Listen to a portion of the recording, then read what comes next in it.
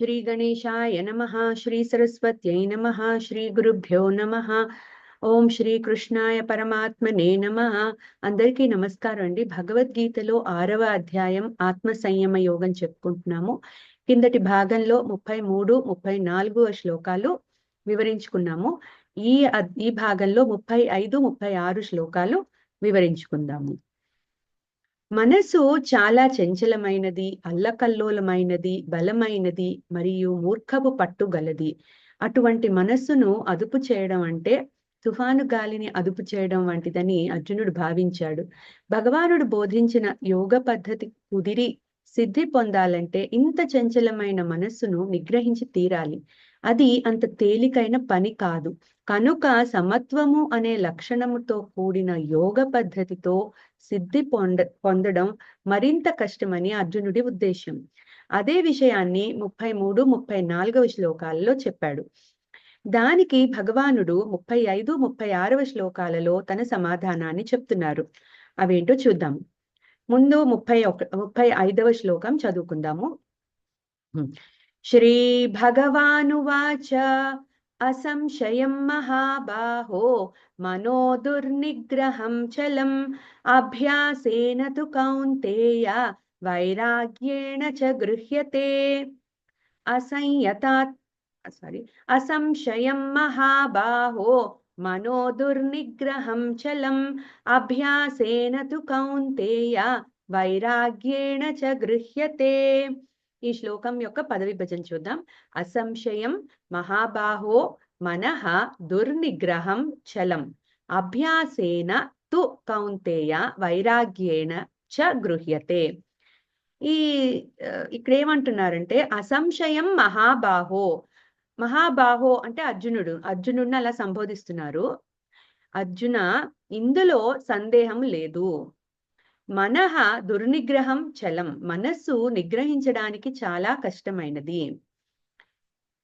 అభ్యాసేన తు కౌంతేయ, కానీ అర్జున మళ్ళీ మళ్ళీ ప్రయత్నం చేతను వైరాగ్యేణ చ గృహ్యతే, మరియు సుఖభోగాల మీద కోరికలను తగ్గించుకోవడం చేతను ఇది నిగ్రహింపబడుతుంది. ఈ శ్లోకం యొక్క తాత్పర్యం పూర్తిగా తెలుసుకుందాం. ఇక్కడ అర్జునుడిని 2 విధాలుగా సంబోధిస్తున్నారు. మొదటి వాక్యంలో మహాబాహు అని, రెండో వాక్యంలో కౌంతేయ అని 2 విధాలుగా సంబోధిస్తున్నారు. ఇక్కడ ఏమంటున్నారు? ఓ మహావీర, ఓ కుంతిపుత్ర, మనసు చాలా చంచలమైనది. దాన్ని లొంగదీసుకోవడం చాలా కష్టమని అనడంలో సందేహమే లేదు. కానీ అభ్యాసము అంటే మళ్ళీ మళ్ళీ ప్రయత్నంతో, వైరాగ్యము సుఖభోగ ఆసక్తిని వదులుకోవడంతోనూ, ఈ 2 ఉపాయాలతో మనస్సు లొంగి తీరుతుంది అని భగవానుడు చెప్తున్నారు.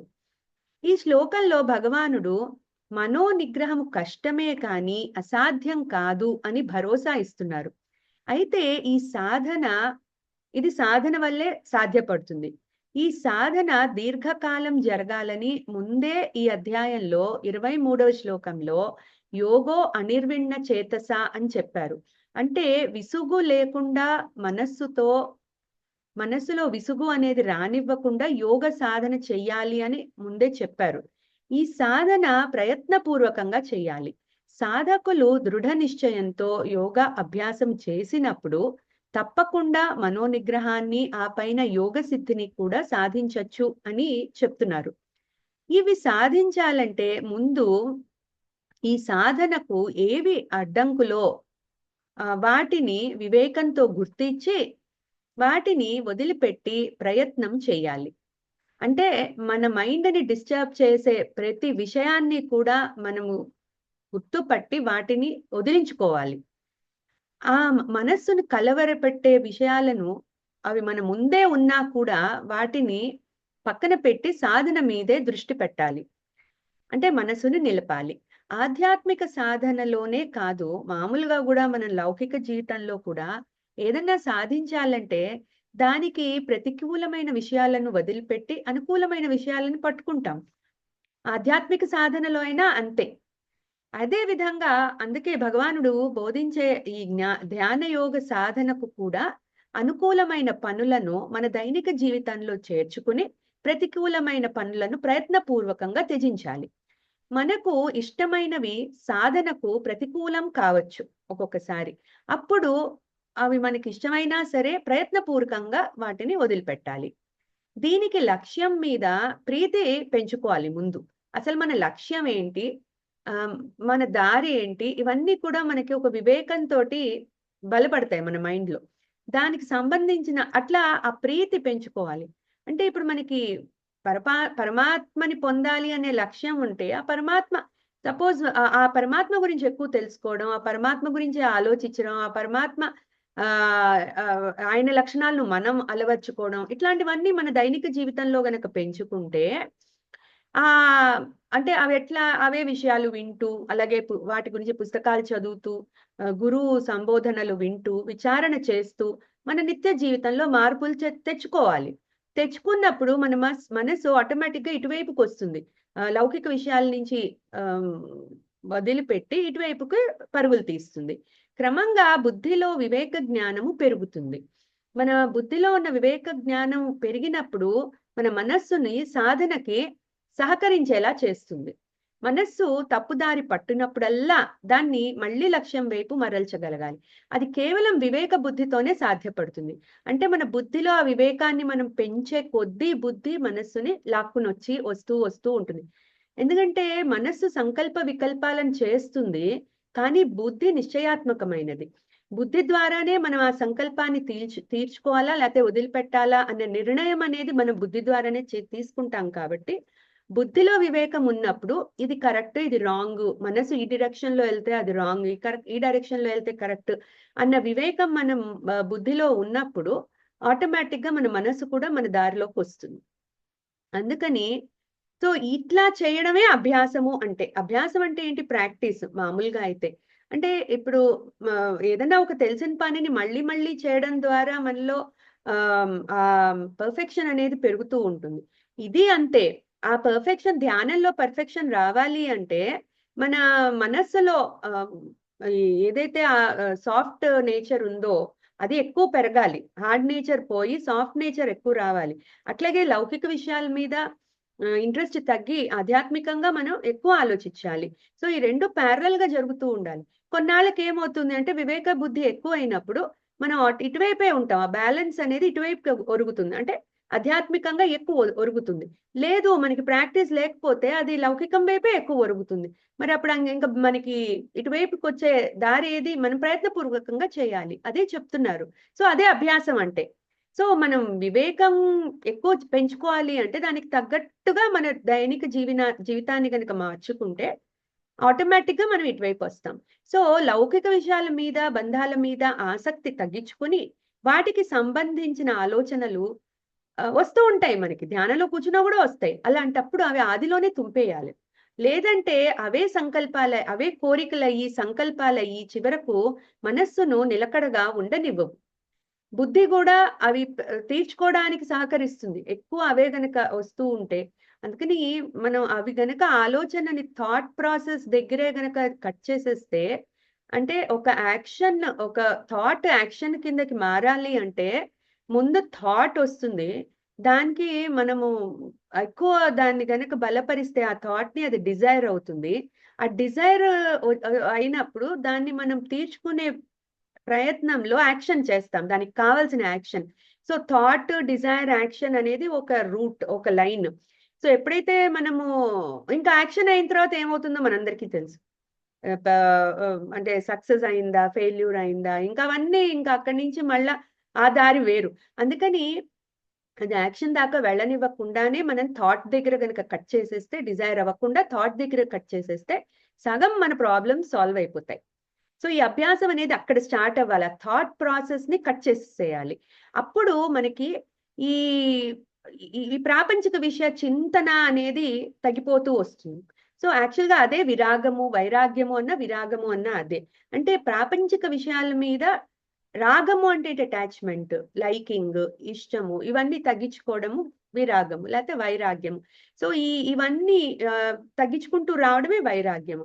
అంటే దేని పట్ల ఎవరి పట్ల రాగము అవన్నీ కూడా లేకుండా మనస్సుని స్థితంగా ఒక బ్యాలెన్స్డ్ గా ఉంచుకోవడమే వైరాగ్యం అంటే. అయితే రాగం వల్ల మమకారాసక్తులు పెరిగి మనస్సును కలవరపెడతాయి. ఇది గుర్తుపెట్టుకోవాలి మనం. అందుకే యోగ సాధనకు రాగమును వదిలించుకోమంటున్నారు. అదే వైరాగ్యం అంటే.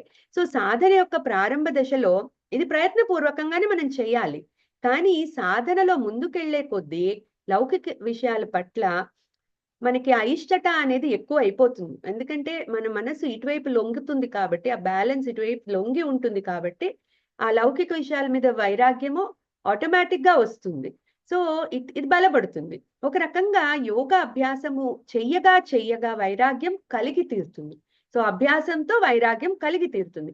బుద్ధిలో వివేకము పెరిగే కొద్దీ అభ్యాసము, వైరాగ్యము 2 కూడా బలపడతాయి మనకి. సో మనం చెయ్యాల్సిందల్లా మన బుద్ధికి వివేక జ్ఞానం ఇవ్వడమే.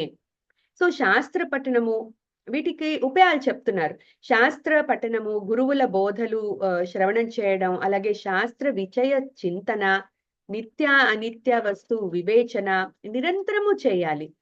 ఇవే బుద్ధిలో వివేకాన్ని పెంచి మనస్సును పక్కదారి పట్టకుండా ఆపుతాయి. ఏకాంతంగా సాధన చేయడం అలవాటు చేసుకోవాలి.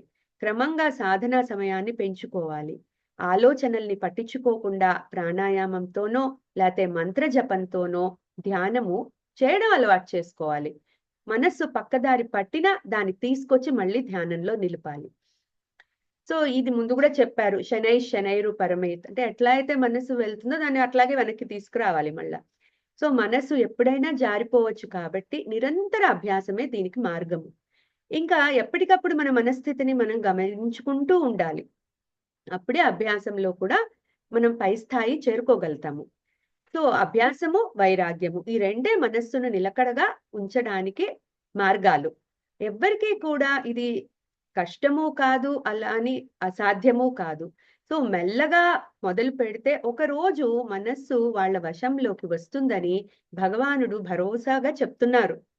ఇంతకన్నా మనకి ఎవరిస్తారు ఈ భరోసా? భగవానుడే. సాక్షాత్తు భగవానుడే చెప్తున్నారు. ఈ చేంజెస్ మీ లైఫ్ లో మీరు చేసుకోండి. అప్పుడు లౌకికంగా కూడా ఆధ్యాత్మికంగా కూడా 2 రకాలను కూడా మీరు సక్సెస్ అనేది చేరుకుంటారు. సక్సెస్ఫుల్ లైఫ్ ని మీరు లీడ్ చేయగలుగుతారు. హ్యాపీ లైఫ్ ని లీడ్ చేయగలుగుతారని చెప్తున్నారు. సో 36వ శ్లోకంలో భగవానుడు వశంలో ఉన్న మనసే ధ్యాన యోగంలో విజయాన్ని సాధించేలా చేస్తుందని ఇంకొకసారి నొక్కి చెప్తున్నారు. 36వ శ్లోకం చదువుకుందాము. అసంయతాత్మనా యోగః దుష్ప్రాప ఇతి మే మతిః వశ్యాత్మనా తు యతతా శక్యో వాప్తుముపాయతః. అసంయతాత్మనా యోగః దుష్ప్రాప ఇతి మే మతిః వశ్యాత్మనా తు యతతా శక్యో వాప్తుముపాయతః. ఈ శ్లోకం యొక్క పద విభజన చూద్దాం. అసంశయం మహాబాహో మనః అసంయతాత్మనా యోగః దుష్ప్రాప ఇతి మే మతిః వశ్య ఆత్మనా తు యతతా శక్యః ఆప్తుం ఉపాయతః. ఇప్పుడు ఇక్కడ ఏం చెప్తున్నారంటే అసంయత ఆత్మన యోగః అంటే ఇక్కడ అసంయత అంటే సంయమనం అన్నమాట. స్వాధీనం. మన స్వాధీనం కాని మనస్సు కలవాడికి యోగములో విజయము దుష్ప్రాప పొందడము కష్టము.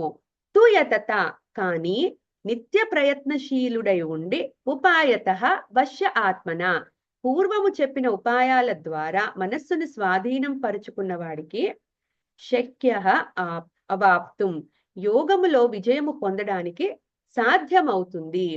ఇది మే మతిః ఇది నా నిర్ణయము అని భగవానుడు చెప్తున్నారు. సో ఈ శ్లోకంలో తాత్పర్యం పూర్తిగా చదువుకుందాం. ఓ అర్జున, స్వాధీనము కాని మనస్సు గలవాడికి యోగములో విజయము పొందడం కష్టం. కానీ నిత్య ప్రయత్నశీలుడై ఉండి పూర్వము చెప్పిన ఉపాయాల ద్వారా మనస్సును స్వాధీనపరుచుకున్న వాడికి యోగములో విజయము పొందడానికి సాధ్యమవుతుంది. ఇది నా నిశ్చయము అని భగవానుడు అర్జునుడితో చెప్తున్నారు. ఇక్కడ భగవానుడు మనస్సును స్వాధీనము చేసుకోకుండా యోగ సిద్ధి పొందడం అసంభవం అని చెప్తున్నారు. కానీ ఎవడైతే పూర్వ శ్లోకాలలో చెప్పిన ఇంద్రియ జయము, తత్వజ్ఞాన సంపాదన అట్లాగే అభ్యాస వైరాగ్యము తెచ్చుకుని ఇట్లాంటి ఉపాయాల ద్వారా విసుగుదల లేకుండా మళ్ళీ మళ్ళీ నిత్యము ప్రయత్నము చేస్తూ ఉంటాడో అతడికి మనస్సు స్వాధీనం అవుతుంది, అతడికి యోగసిద్ధి తప్పకుండా లభిస్తుంది అని చెప్తున్నారు. ఇప్పుడు ఇక్కడ మనం ఏం తెలుసుకోవాలంటే, సరైన క్రమశిక్షణ, సద్గ్రంథ అధ్యయనము, ఆహార శుద్ధి మొదలైనవి ఎన్నో ఉపాయాలను భగవానుడు మనకి ఈ అధ్యాయం మొదటి నుంచి చెప్తూనే ఉన్నారు. వాటన్నింటినీ ఇక్కడ మనం అన్వయించుకోవాలి. ఉపాయతః అనే పదప్రయోగం ద్వారా ముందు శ్లోకాలలో చెప్పిన అన్ని ఉపాయాలను స్వీకరించి వాటిని మన నిత్య జీవితంలో అనుకరించి ధ్యాన యోగ అభ్యాసము చేసిన సాధకుడికి మనస్సు జయించడం కష్టం కాదు, అట్లాగే అతడు ధ్యాన యోగ సిద్ధి పొందగలుగుతాడు అని కూడా చెప్తున్నారు. సో యోగ సాధన విసుగు లేకుండా మళ్ళీ మళ్ళీ ప్రయత్నిస్తూ ఉండమని భగవానుడు బోధిస్తున్నారు. ఇక్కడ మే మతిహి అనే పదాల ద్వారా ఇది నా నిర్ణయము అని కూడా చెప్తున్నారు. అంటే మానవ ప్రయత్నానికి అభ్యాసం తప్ప ఆధ్యాత్మిక మార్గంలో ముందుకెళ్ళడానికి వేరే మార్గమే లేదు అని నొక్కి చెప్తున్నారు. లౌకిక విషయాల్లో కూడా అభ్యాసం లేకుండా విజయం రాదే, మరి ఆధ్యాత్మిక మార్గంలో ఎలా వస్తుంది అని మనం ప్రశ్నించుకోవాలి. అందుకే ప్రయత్నపూర్వకంగా మనస్సుని లౌకిక విషయాల మీద నుంచి మళ్లించి పరమాత్మ పైన నిలిపినప్పుడే సాధకులకు వారి సస్వరూపము అట్లాగే పరమాత్మ తత్వము రెండు అర్థమవుతాయి. ఈ శ్లోకం ద్వారా భగవానుడు సాధకులను అప్రమత్తం చేస్తున్నారు. యోగ సిద్ధి విషయంలో తొందర పడద్దు అని సూచిస్తున్నారు. అట్లాగే సాధన కుదరకపోతే నిరాశ పడకుండా అభ్యాసమును ఆపకుండా కొనసాగించమని బోధిస్తున్నారు. చంచలమైన మనస్సు అంత తేలికగా లొంగదు కాబట్టి నిరంతర అభ్యాసం చేయమని సూచిస్తున్నారు. ఇన్నాళ్లుగా అభ్యాసం చేస్తున్నాను ఇంకా సిద్ధి రాలేదు అని అనుకోకూడదు. యోగ సిద్ధి వచ్చిందో లేదో తెలుసుకోవడానికి అది ఏమీ పదార్థం కాదు కాబట్టి దానికి ఒక బారోమీటర్ ఉండదు. అది కేవలం సాధకుల మానసిక స్థాయిలో మార్పులే దానికి సంకేతం. సాధన చేసే కొద్దీ సాధకులు వాళ్ళ ప్రవర్తనలో మార్పులు గమనించుకోవచ్చు. ఇవి తెలియడం కోసమే భగవానుడు ఒక జ్ఞాని యొక్క లక్షణాలు వివరిస్తూ వస్తున్నారు. ప్రతి అంశంలో ఆ లక్షణాలను మనం గుర్తు చేసుకోవడం ద్వారా మన ప్రయత్నము గట్టిపడి సిద్ధి అనేది తొందరగా ప్రాప్తిస్తుంది. యోగ సిద్ధి అనేది పూర్తిగా భగవద్ అనుగ్రహం గనుక ఆ పరమాత్మపై పూర్తి నమ్మకంతో ప్రయత్నం చేస్తూనే ఉండాలి అని ఈ శ్లోకం ద్వారా చెప్తున్నారు. శ్రీకృష్ణుడు చెప్పిన ఈ విషయము విన్న అర్జునుడికి ఒక సందేహం కలిగింది. యోగాభ్యాసము మొదలు పెట్టి యోగ సిద్ధి లభించని సాధకుల పరిస్థితి ఏంటి అని. సో వచ్చే 3 శ్లోకాలలో అర్జునుడు తన సందేహాన్ని భగవంతుడితో చెప్తున్నాడు. అవి వచ్చే భాగంలో తెలుసుకుందాము. ఒకసారి ఈ 2 శ్లోకాలను చదువుకుని ముగించుకుందాం.